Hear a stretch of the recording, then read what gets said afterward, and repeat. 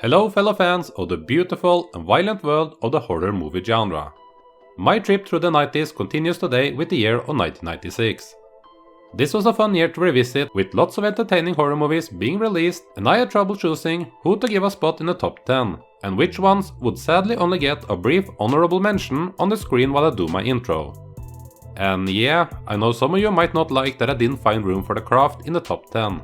Sorry, can't fit them all, and it is only a sign that we got 10 entertaining ones coming up. The ones that did make the top 10 will be a mixture of mostly American movies, with only 2 entries from Europe, 1 from Asia, and 1 co-production between the United States and New Zealand.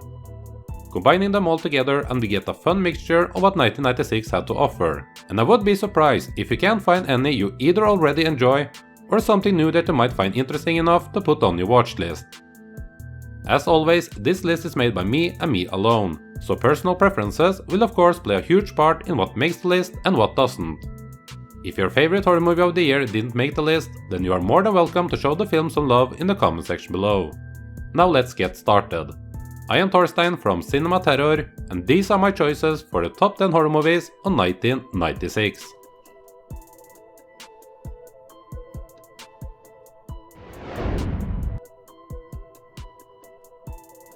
Let's start out at number 10 with a movie I seem to be talking about more than anything else, as this is Amityville Dollhouse. I've already done a ranking of the entire official Amityville franchise, and I also have a full video review dedicated to Dollhouse, and yet here we cross paths again. Dollhouse is the 8th movie in the Amityville series, and it tells a story of a family that gets ghostly and demonic visitors after the youngest one of the family is gifted with a dollhouse that looks exactly like the infamous Amityville house. Oh, and they also built a new house on top of the property where the original house stood, so double curse they are. Dollhouse is a contender for one of the most entertaining Amityville sequels, as the filmmakers went all in on craziness with this one. Gone are the creepy, invisible entities of the past. In Dollhouse we get all kinds of demons and even a zombie dad. There's plenty to have fun with in Amityville Dollhouse, and I probably watched this close to 10 times during my life, and it still never fails to entertain me. So if your heart gets warm from the thoughts of 90s direct-to-VHS horror, then Amityville Dollhouse will be perfect for you. What are these things? We don't want to know. I just don't know how good you've got it, do you? I would die to have a family like yours.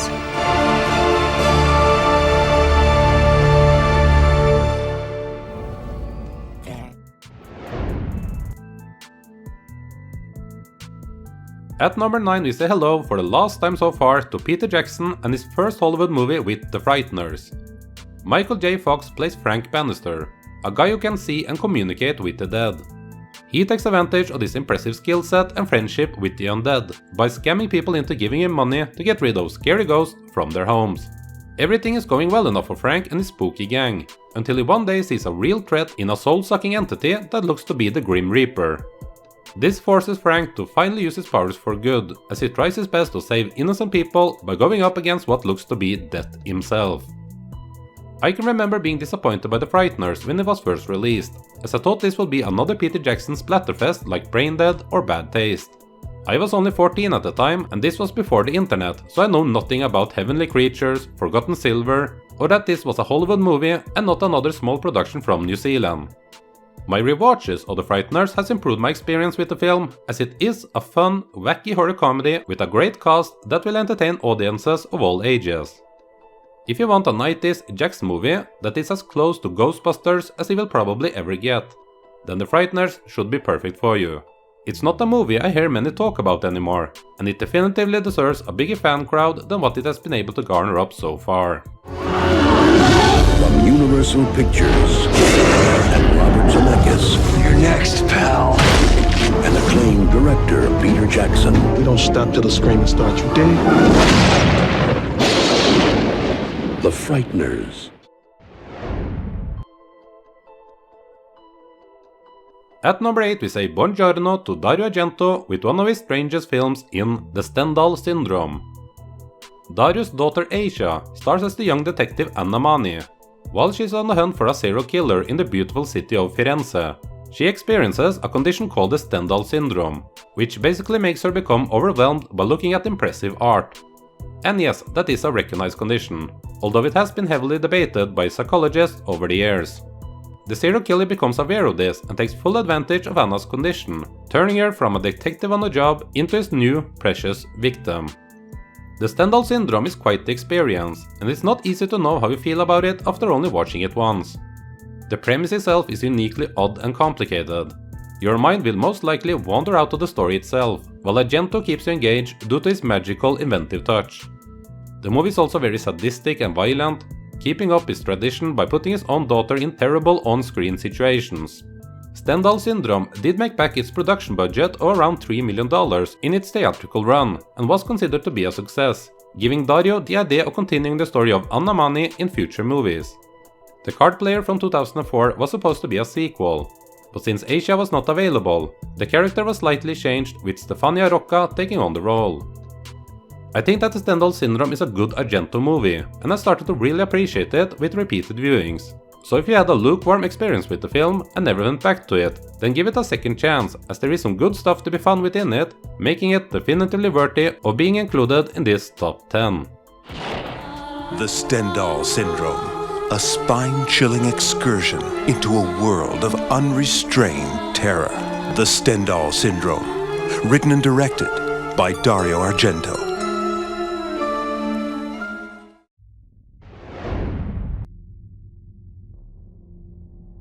We go from Italian weirdness to the more traditional horror theme of vampirism on number 7 with Habit, from the revered American indie filmmaker Larry Fessenden. He not only wrote and directed Habit, but also took on the leading part of Sam, a bohemian New Yorker who gets deeply involved with a mysterious woman named Anna, a lady that will change his life forever.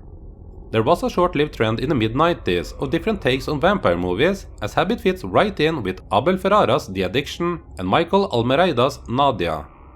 Habit is my favorite out of the three, as it is a moody, atmospheric film shot on handheld 60mm that uses vampirism as an allegory for different types of themes. I have never even been to New York, but I feel confident in saying that this nails the 90s New York aesthetic. The city itself is a character in the film. Everything feels real, including the characters that we get to know just by hanging out with them. Fessenden is great as Sam, a tragic, flawed guy that has the tools to do better in life, but due to the circumstances in life, he is simply unable to do so. I can't help but to feel that there is a lot of Larry Fessenden in him, making me think that he is either an excellent actor, or just someone who is not afraid of putting his heart on the screen. All of this might not sound like a film about vampires, and that's true, as the bloodsucking is not the main focus, but it is still present. The downside to the film is that it's nearly 2 hours long, which can be too much for many, as this is a slow burn. This is one of those movies you will either love or hate, and that's reason enough in itself to give it a chance. It's the closest we have gotten to George Romero's Martin, so put on your finest 90s grunge outfit and check out Habit. What has transpired between you and Anna that's making you so crazy? Let me tell you this, man.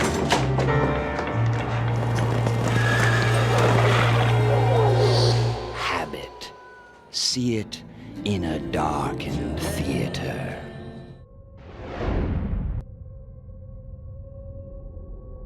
At number 6 we get something as rare in the top 10 as the 4th entry to a franchise. Say hello to the second best movie of the series with Children of the Corn 4 The Gathering, or Deadly Harvest, depending on where you live in the world. The corn-worshipping children refuse to stop, and in this one, the evil child preacher Josiah has come back from the dead to turn a new group of children against their parents and other unworthy, filthy adults. The lovely actress Naomi Watts gets her first chance as a main character as Grace Rhodes, the only adult that can go up against Josiah and his cult. And this is done in the darkest chapter of the Everlasting series, based on a little short story from Stephen King. Children of the Corn 4 is the scariest entry to its franchise, and I think this might be one of the most underrated horror movies of the 1990s. It takes the concept of the corn cult children and does a small adjustment to it in a way that I think worked great. I think you can easily enjoy this without having seen any of the 3 previous entries. So for fans of 90s direct-to-video horror, Children of the Corn 4 The Gathering should be a pleasant surprise with all of its creepy atmosphere and the great Karen Black in a small but great role. So if you have previously dismissed this as just another bad Children of the Corn sequel, then I would highly suggest that you reconsider and give a chance to Children of the Corn 4 The Gathering. In my opinion, it is absolutely worth it. I've come for the children. Children of the Corn 4 The Gathering.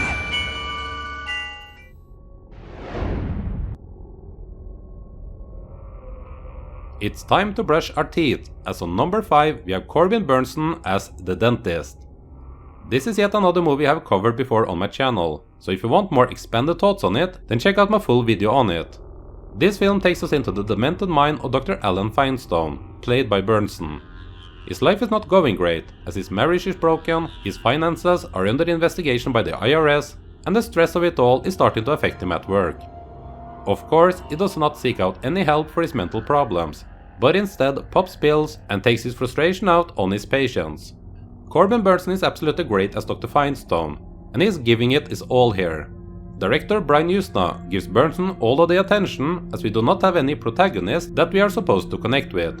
It's all about Dr. Feinstein's insane thoughts and actions, and to me is one of the great horror icons of the 1990s.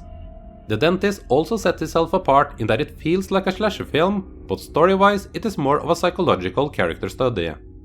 The Dentist would get a sequel in 1998, which, if my memory serves me right, lean more towards straight slasher.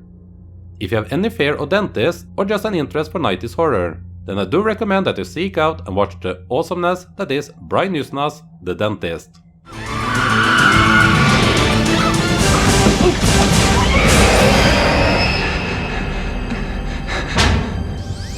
The Dentist. There now. Better?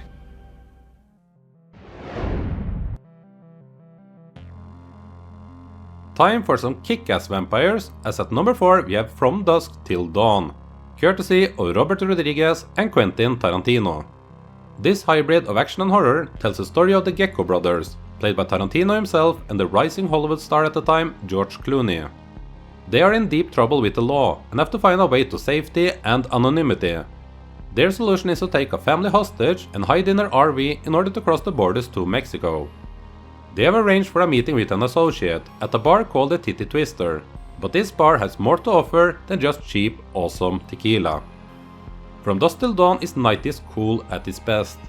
It was a part of a trend that started in the second half of the 90s, where vampire movies became more action-oriented, with stuff like Blade and John Carpenter's Vampires coming after it. There is a rich cast there with distinct characters, the comedy hits perfectly, and the action is great. And who can ever forget the legendary seductive dance routine from Salma Hayek, or Tom Savini as Sex Machine, or whoever else, as everyone is awesome regardless of how big or small time they get on the screen. From Dusk Till Dawn is endlessly entertaining and holds up on several revisits. I have no idea how many times I've seen it by now, but I know I'll be watching it plenty more times in the future, and that's why From Dusk Till Dawn manages to land such a high spot on this list.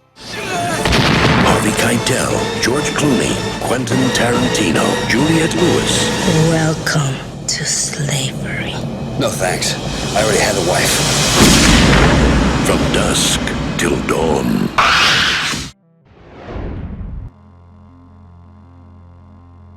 We go from fun to deadly serious with our entry at number 3, which is the Spanish horror thriller Thesis by Alejandro Amenabar. It tells the story of Angela, a young university student who is writing a thesis about violence on tape. After connecting with a fellow student, the horror geek Chema, they come across a tape containing the real murder of a young woman who was a student at the same university before she went missing 2 years ago. This turns Angela's thesis into something more important, as she has to figure out who is responsible for the brutal murder in order to keep herself safe from becoming the killer's next taped victim. Thesis is an excellent horror thriller that comments on the fascination of on-screen violence, and takes that fascination and makes it part of the plot. The tension runs high, especially when we view the violent snuff scenes or when our two leads are in danger. Both Ana Torrent as Angela and Fele Martinez as Chema deliver engaging performances, and the characters are well written as two good-hearted humans that each have flaws, like all human beings have. I wouldn't have been against seeing them team up in a second movie, and that's a good sign that they did something right with the characters and acting performances. Thesis might be one of my favorite 90s horror thrillers from Europe, and that is a sure sign of a recommendation, so make sure you check out Thesis. Adiós, princesa.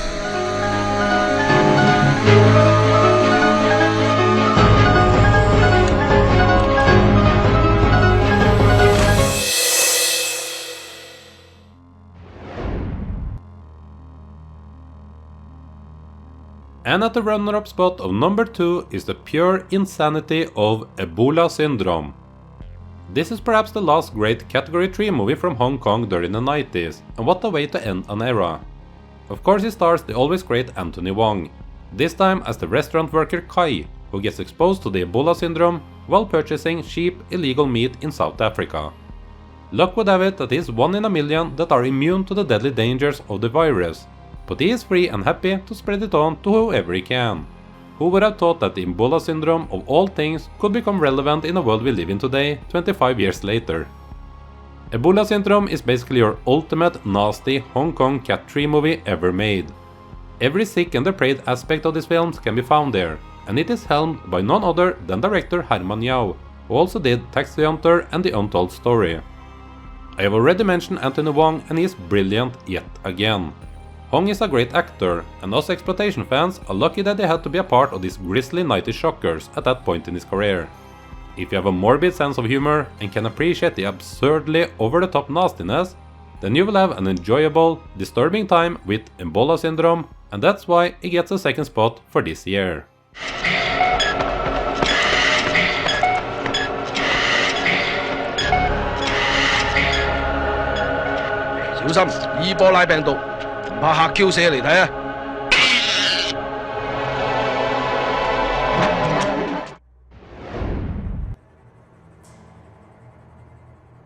And the best horror movie of 1996 is...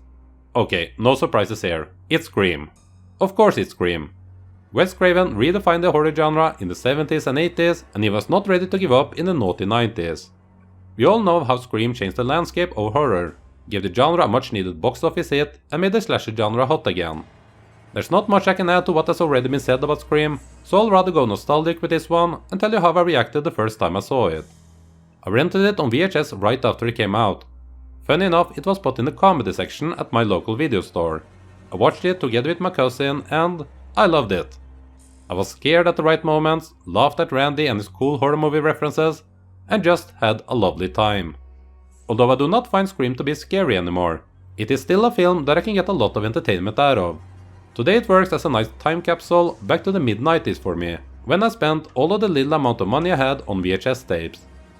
The best part of Scream now, 25 years later, where we are getting ready for a 5th entry in the franchise, is that after rewatching it again, I am sure it can deliver exactly the same type of horror experience for new, younger audiences that it did for me as a teen back when it was first released. Being able to keep that same power through so many years and trends is a sure sign of quality, and even my weird movie taste buds would not dare to put anything else than Scream as the best horror movie of 1996.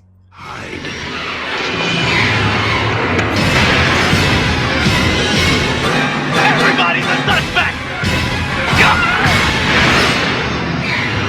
Not scared, are you? So there you have it, another year covered, another top 10 list of awesome horror movies that should be worth your time. Hopefully some of these are new to you, and if you do decide to check any of them out based on this recommendation, then I would love to hear your thoughts on them. Also, which movies should have made the list? Do you have your own top 10? Let me know in the comment section below. I am sure there will be some out there that wanted to see The Craft on the list, or even Bordello of Blood or Uncle Sam, and that's understandable. These videos take a long time to do, so please do leave a like, positive comment and share on social media if you want to see more of them. Not that I'm planning on stopping, as they are too much fun to do. Hope you enjoyed my evaluation of horror movies from 1996. And stay tuned for the next one that will cover the year of 1997. I appreciate every one of you who are watching this stuff, and I look forward to see you again next time, here on CinemaTerror. Thank you!